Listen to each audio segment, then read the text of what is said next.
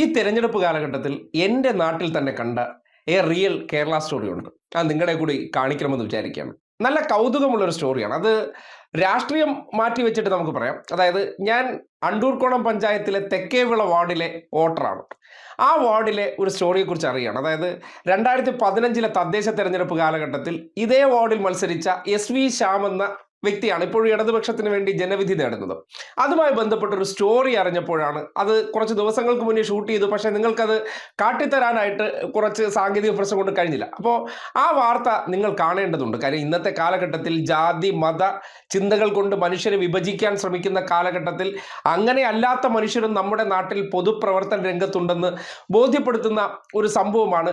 ചില മനുഷ്യർ ചെയ്ത നന്മ അത് നാടിനെ കാണിക്കേണ്ടതുണ്ട്. അതെന്തുകൊണ്ട് കാണിക്കുന്നു എന്ന് പറഞ്ഞാൽ, ഈ 10 വർഷം മുമ്പേ, അതായത് 2015 ഈ തെരഞ്ഞെടുപ്പ് നടക്കുമ്പോൾ ഇതേ വാർഡിൽ മത്സരിച്ച ശ്യാം അന്ന് പരാജയപ്പെട്ടതാണ്.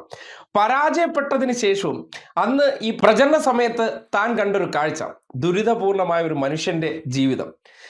ആ ജീവിതത്തെ മനുഷ്യജീവിതമായി കണ്ടതിന് ശേഷം തെരഞ്ഞെടുപ്പിൽ തോറ്റെങ്കിലും അവർക്ക് കയറി കിടക്കാൻ ഒരു ചെറിയ വീട് തന്നാൽ കഴിയുന്ന രീതിയിൽ ചെയ്തു കൊടുത്തു. നന്മയല്ലേ? ഒരു വ്യക്തി ജയിച്ചിട്ട് ചെയ്തു കൊടുക്കുന്നതിനേക്കാൾ എത്ര മനോഹരമാണ്. 8 വർഷങ്ങൾക്ക് മുന്നേ അങ്ങനെ ഒരു വീട് നിർമ്മിച്ചു കൊടുക്കുക എന്ന് പറഞ്ഞാൽ ഒരു റിയൽ കേരള സ്റ്റോറിയാണ്. ഈ നാട്ടിലെ മനുഷ്യർ ഇങ്ങനെയൊക്കെയാണ്.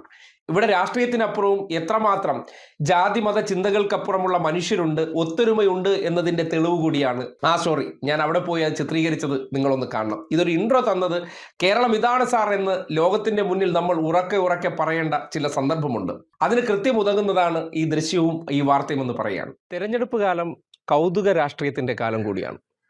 ആരാകണം ജനപ്രതിനിധി, അവരെ തിരഞ്ഞെടുക്കാനുള്ള ദൗത്യം അത് ജനങ്ങൾക്ക് നിക്ഷിപ്തമാണ്.